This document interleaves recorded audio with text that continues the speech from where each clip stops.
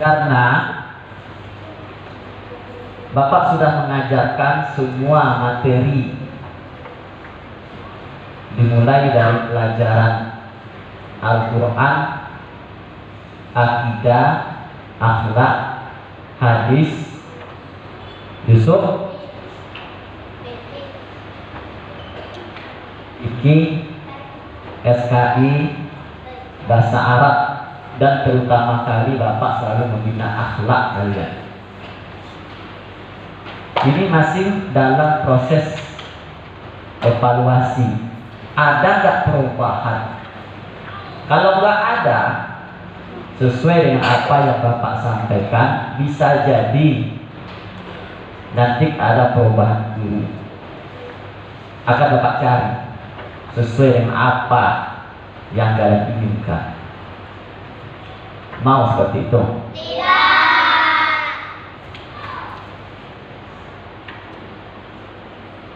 Minggu yang lewat ada kejadian.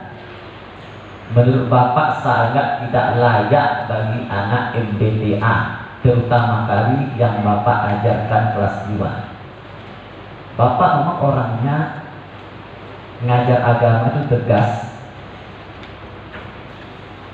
Karena agama ini bukan untuk dipermainkan, terutama akhlak. Coba kadang-kadang ketika belajar, Bapak bawa apa ini? Menggaris. Ini ada 2 fungsi nanti menggaris ini. Ada fungsi untuk menggaris, yang kedua ada fungsi memang harus difungsikan seperti itu. Nabi mengatakan, suruhlah, perintahlah anakmu untuk sholat pada usia 7 tahun. Jika dia sampai 10 tahun tidak mau, enggan, pukul. Mau Bapak pukul? Ya. Ikuti kata Pak Imam. Mau dipukul? Ya. Nah, maka jadi anak yang soleh. Malu Bapak rasanya ketika ada kejadian seperti itu. Rizky, seperti itu duduknya Rizky. Dia nampak sama mama papa rumah nanti ini. Oh ternyata benar ya, anak saya tuh belajarnya kayak gini. Guru tidak diperhatikan. Nampak nanti itu. Ada rekaman sama Bapak semua.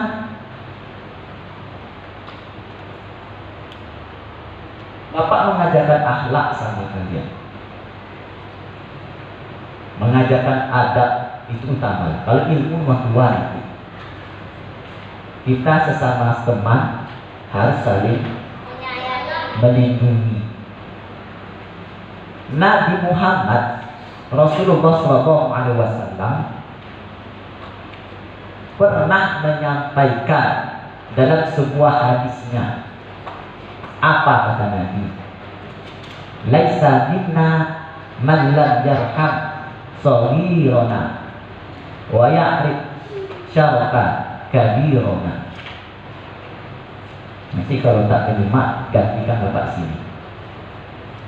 Atau dalam kalimat yang lain bunyinya laisa minna man lam yarham saghirana wa yuqir kabirana.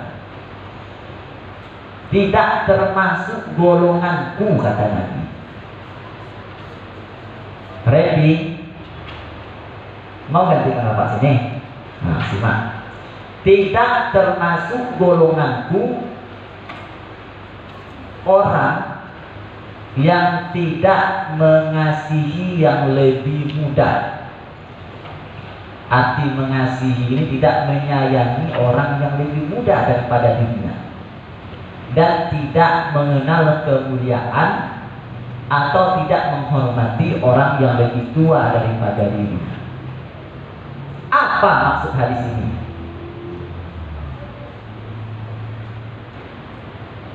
Bayangkan tuh, tidak termasuk golonganku, kata Nabi. Kalau tidak termasuk golongan Nabi Muhammad, golongan siapa kita lagi? Mau kita jadi golongan hewan? Golongan sapi mau? Atau dari bangsa jin mau? Tidak termasuk golonganku orang yang tidak mengasihi yang lebih muda. Apa makna muda? Bisa jadi umurnya lebih rendah, lebih muda daripada kita. Yang tidak lebih sayang kepada anak yang lebih muda, dan tidak mengenal kemuliaan atau tidak menghormati orang yang lebih tua. Dalam berhubungan sosial, dalam berteman, dalam bersaudara, Nabi telah mengatur itu. Nabi telah mengatur. Kalau ada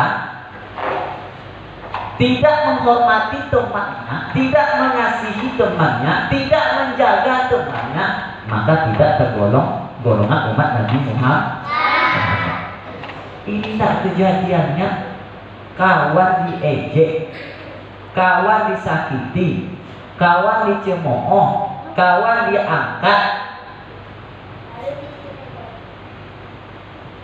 Kalau seperti itu kejadiannya, berarti jangankan Nabi Muhammad, bapak pun tak akan suka anak yang demikian. Karena itulah jangan bilang, Pak ini orangnya kok marah terus, bapak kok cerewet. Bukan cerewet, bapak mau tegas masalah akhlak. Paham dong? Paham dong?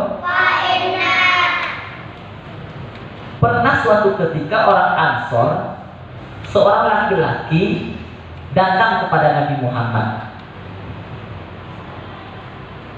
Apa kata seorang laki-laki tersebut? Ya Muhammad, ya Rasulullah, siapa orang yang paling utama di antaramu? Taruh di kursi sana.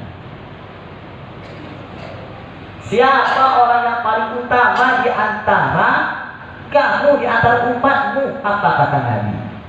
Orang yang paling utama itu adalah yang paling baik akhlaknya.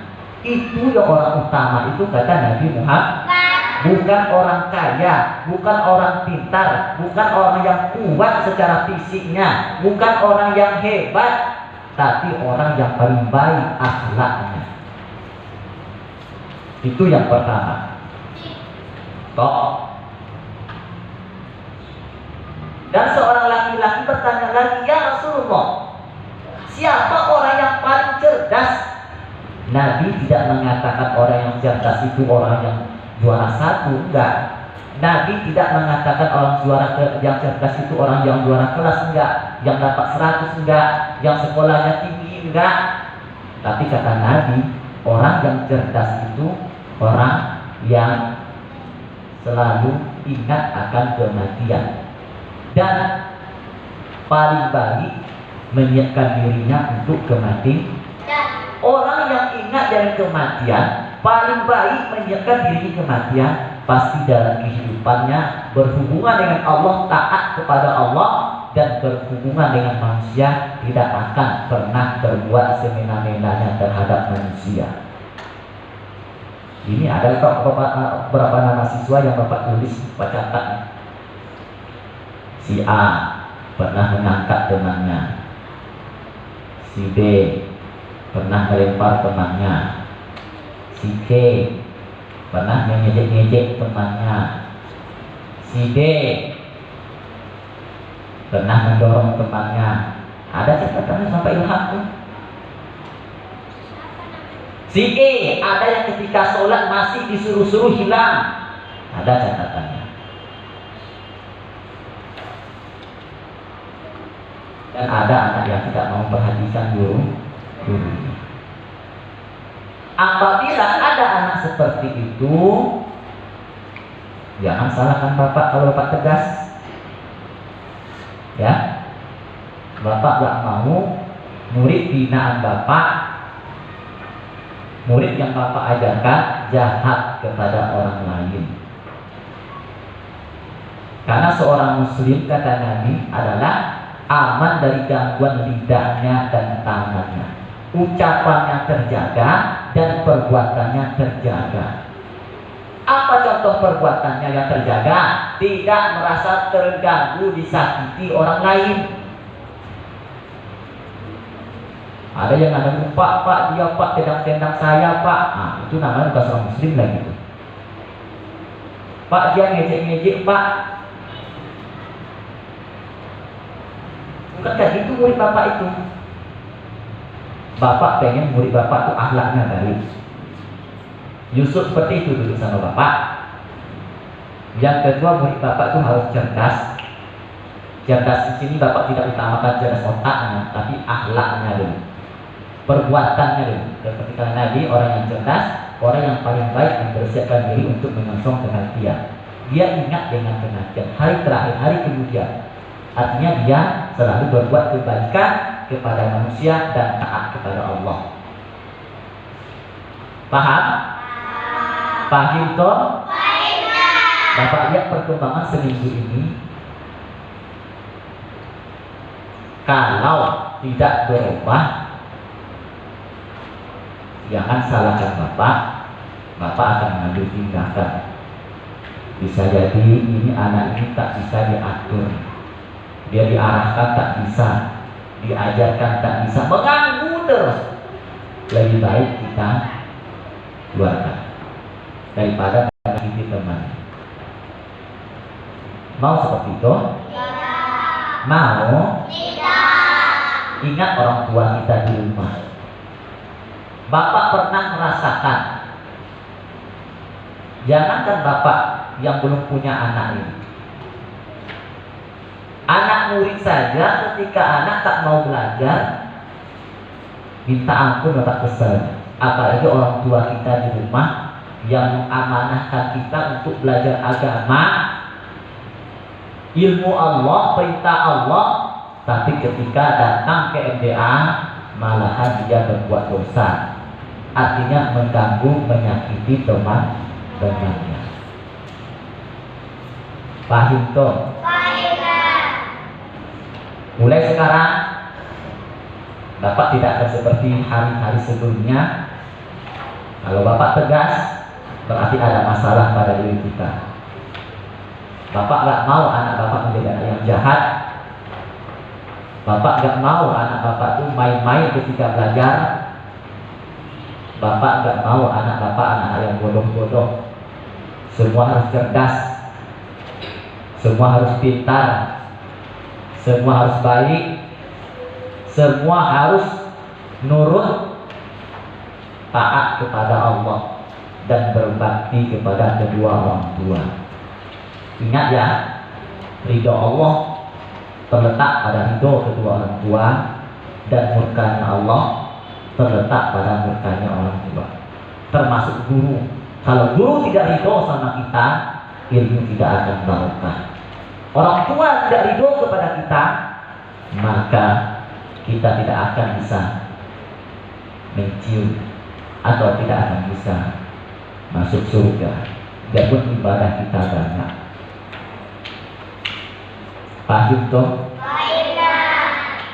Pak, ada pertanyaan. Orang tua saya tidak Islam, Pak.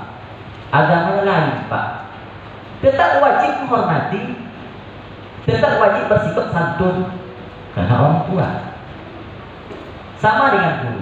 Apapun agamanya, tetap wajib kita hormati. Sering dibilang sama guru, Pak, ketika mau tolong Pak bantu saya untuk bina anak Pak. Kalau tidak Bapak, nanti anak tak diganggu. Seperti apa? Sholat. Kalau nggak Bapak sih nggak hijab dia loh, Pak. Kalau nggak Bapak nggak duduk di depan ketika muhadharah, tak perhatikan dia dong. Iya kan? Selalu Bapak duduk di depan kan? Artinya Bapak itu bukan menakut-nakuti. Bapak pengen kalian itu adalah benar-benar menjalankan amanah dari kedua orang tua kalian. Ingat orang tua kita siang cari duit, Mengapa orang tua kita kerja memikirkan anak-anaknya? Mama Rizky umpamanya, jauh dari kulit sana, kerja di percetakan dan sebagainya. Untuk apa? Pasti ingat dengan anak-anaknya. Di mana Melati? Siapa lagi? Mama, semua mama kita, ayah kita, tak kenal dengan capek, tak kenal dengan rasa lelah. Yang penting bekerja, dapat rezeki, bisa mengelola anaknya sampai sukses. Dan setiap doanya tak pernah terlupakan mendoa anaknya untuk menjadi anak yang sukses, anak yang soleh dan soleha. Sayang nggak sama orang bapaknya? Kalau saya seperti ini duduknya. Kenapa tuh anak yang sayang sama orang tua tuh? Tak usah sama bapak dulu. Taat nggak kepada Allah? Sayang nggak sama orang tua? Cukup satu yang kita lakukan. Ketika belajar agama, belajar dengan serius. Ketika sekolah, jangan menjadi pengganggu bagi orang lain. Kalau juga tidak bisa berubah besok, bapak akan cari siapa penggantinya bapak di sekolah yang ngajar di MDTA. Biar bapak istirahat jam 12 sampai sore itu. Daripada kita tak ngomel-ngomel terus, dari bapak kecewa melihatnya. Setiap hari bapak ajarkan akhlak, tiba-tiba anak kawan ditendang. Merasa tidak aman, sampai pun bapak ngajar boleh ada orang tua yang menunggu. Mengapa dituduh? Takut anak tak aman belajarnya. Ujung-ujung Pak Ilham tak nyaman mengajarnya. Ingat ya nak, agama Islam itu agama yang sempur, diajar semuanya. Itulah Nabi Muhammad diutus itu pertama kali, Rizky. Nabi diutus itu pertama kali bukan untuk perintah sholat, bukan untuk perintah zakat, bukan untuk berpuasa, bukan untuk haji. Pertama kali Nabi berdakwah adalah apa yang diucapkan Nabi? Innama bu'istu liutammima makarimal akhlak. Aku ini diutus untuk menyempurnakan, memperbaiki akhlak. Akhlaknya dulu, baru ilmunya. Adabnya dulu, baru ilmu. Bapak lebih membutuhkan orang yang benar daripada orang yang pintar. Tapi banyak orang pintar, tingkah lakunya gak benar. Akhirnya apa? Dengan kepintarannya dia berbuat jahat. Tapi kalau benar, ingat dengan Allah. Ingat dengan orang tua kita di rumah atau lagi bekerja. Saya lagi belajar agama. Di pelajaran Al-Quran pun diajarkan wal asr, demi waktu, demi masa. Innal insana lafi khusr. Sesungguhnya manusia itu tidak dalam kerugian. Pak, apakah kita rugi semua? Tapi Allah Maha Adil. Illal ladzina amanu, kecuali orang beriman, wa amilus sholihati, dan mengerjakan kebajikan, belajar salah satu kebajikan, perintah Allah. Apa kata Allah? Iqra bismi rabbikal ladzi khalaq. Bacalah. Artinya kita diperintahkan untuk membaca, untuk belajar. Innal ladzina amanu wa amilus sholihati wa tawasau bil haqq, dan saling menasihati dalam kebenaran, kebajikan. Wa tawasau bis sabr, dan dalam sabar, sabar. Paham toh? Anak-anak sekalian? Jadi kesimpulannya, ketika belajar sama bapak tidak ada main. Bapak yakin main itu tidak akan bisa dengan sungguh-sungguh masuk ilmunya. Biar bapak dianggap orang yang pemahaman, gak masalah. Yang penting kalian berhasil. Daripada meribut main-main, ujung-ujungnya tak dapat ilmu. Rugi orang tua kita bayar SMDA, rugi orang tua. Kita sehari penuh di sekolah rugi. Tapi kalau kita serius belajarnya, memperhatikan guru, setidaknya ada dua kebaikan yang kita dapatkan. Yang pertama, kita dapat ilmu. Yang kedua, orang lain tidak terganggu oleh kita. Paham tuh? Juga daripada orang terganggu, kita tidak dapat ilmu, waktunya habis, lebih kita pulang aja. Bisa istirahat, bisa bermain di rumah. Tapi enggak, orang tua mengamanahkan kita untuk belajar agama di MDD, karena cita-cita kita apapun nantinya tujuan kita sama, yaitu sama apa ya Pak? Kita sama-sama akan mati. Bukan Bapak pesimis, enggak. Pak, saya cita-cita jadi polisi Pak. Saya cita-cita jadi TNI.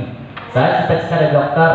Apapun cita-cita kita, tujuan kita sama, pasti kita akan mati dan mempertanggungjawabkan semua apa yang kita lakukan ketika dalam hidup di dunia ini. Digunakan nggak umurnya untuk kebaikan? Kita ada sama Allah nanti itu. Digunakan nggak ilmu untuk belajar agama? Besok ditanya, mengapa engkau tidak tahu tentang agama? Dia jawab, karena saya tidak belajar agama Pak. Kesalahannya apa? Mengapa ketika dia masih hidup tidak digunakan waktunya untuk belajar agama? Siapa yang salah? Kita. Diri sendiri. Nggak ada kita. Besok jawab, Pak saya dokter. Nah, di mereka dijawab besok, bukan nanti. Saya dokter, sama Allah juga. Tentu saya nggak akan bisa jadi ustaz. Bapak tidak nyuruh jadi ustaz, tapi ingat, pengetahuan agamanya harus benar, itu aja. Mau jadi polisi, mau TNI, mau dokter, mau jadi pembalap, atau ingat, pengetahuan agama itu adalah nomor 1. Karena ibadah kepada Allah, karena itulah kita diciptakan di dunia. Paham tuh? Anak-anak sekalian? Bisa janji? Bisa. Bapak lihat 1 minggu ini kalau nggak ada perubahan, bisa jadi besok datang guru baru. Bapak nggak mau ada anak yang suka berbuat masalah. Rizki, mau Bapak berdiri? Baik, coba kita baca Asmaul Husna sama-sama. Kita berserah diri pada Allah. Nanti kita berdoa sama Allah. Ya, Bapak pilih 1 ya. Oke. Yang tak ikut nampak sama mama. Berserah diri, mudah-mudahan kita menyebut nama Allah. Allah gunakan hati kita tidak berbuat jahat lagi. Paham toh? Astaghfirullahaladzim alladzi la ilaha illa huwal hayyul qayyum wa atubu ilaihi. Ingat, jadi yang kita sebut nama Allah ya.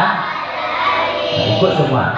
La ilaha illa huwal hayyul qayyum wa atubu ilaihi. Ya Allah, ya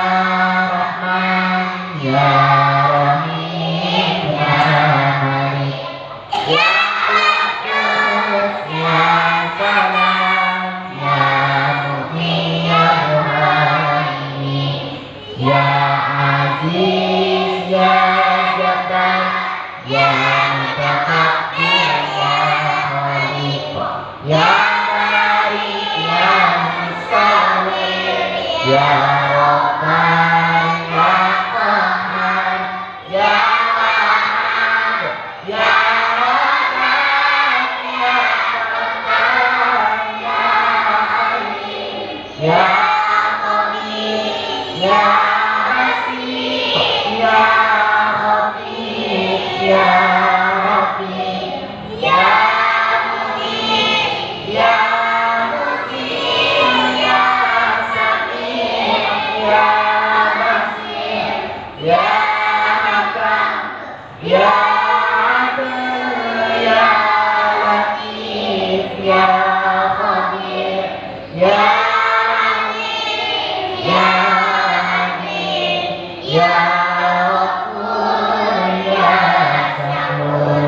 ya Ali, ya Karim,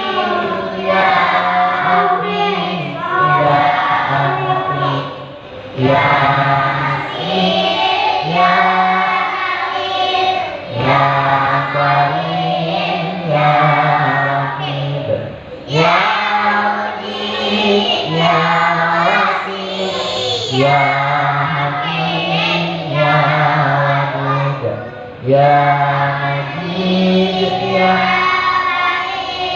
ya Syahid ya Haq ya Wakil ya Ghani ya Hakim ya Wali ya Hakim ya Muslim ya Mubdi ya Mu'min ya Mu'min ya Mu'min ya Hayyu ya Qayyum ya Majid ya Majid ya Wahid ya Ahad ya Samad ya Qadir ya Muqtadir ya Muqaddim ya Muakhir ya Wali ya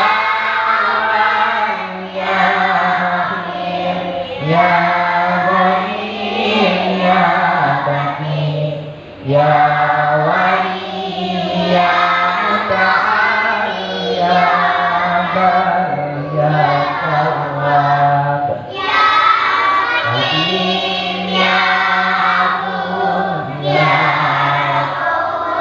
ya Malik ya Mulki ya Dzul Jalali wal Ikram ya Aziz ya Ghani ya Ghani ya Mu'min ya Malik ya Ghafar ya Nafi ya Nur ya Hadi ya Badi ya Nabi ya Wali ya Rasid ya Sabur ya Allah ya Allah ya Allah ya Allah ya Allah. Alhamdulillah luar biasa Allah ya anak. Ulang lagi. Apa kabar semuanya?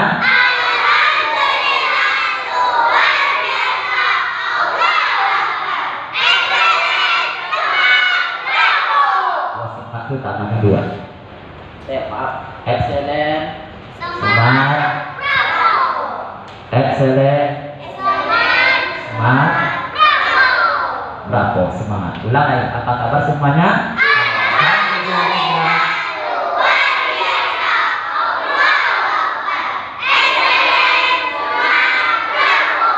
Anak-anak semuanya. Duduk anak soleh. Duduk rapi. Tepuk tangan satu. Satu suruh putih bapak. Harap ada lagi. Tepuk tangan satu. Tepuk tangan dua. Tepuk tangan tiga. Sambil bilang ha. Tepuk tangan satu. Tepuk tangan dua. Salah Pak suruh baca surat abah.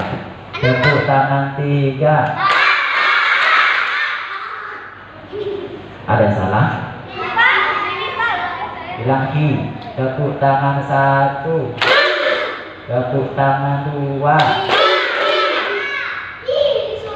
Tepuk tangan tiga. Hu. Tepuk tangan satu. Hu aja. Tepuk tangan dua. Tepuk tangan tiga. Siapa anak lagi tepuk tangan? Tangan lipat. Baik. Itu nasihat dari Bapak. Adabnya, akhlaknya jangan sampai buruk. Ya, Bapak nggak suka anak yang jahat itu. Ya, Bapak suka anak yang baik, yang soleh, yang tidak merasa terganggu oleh orang lain. Paham toh? Paham toh?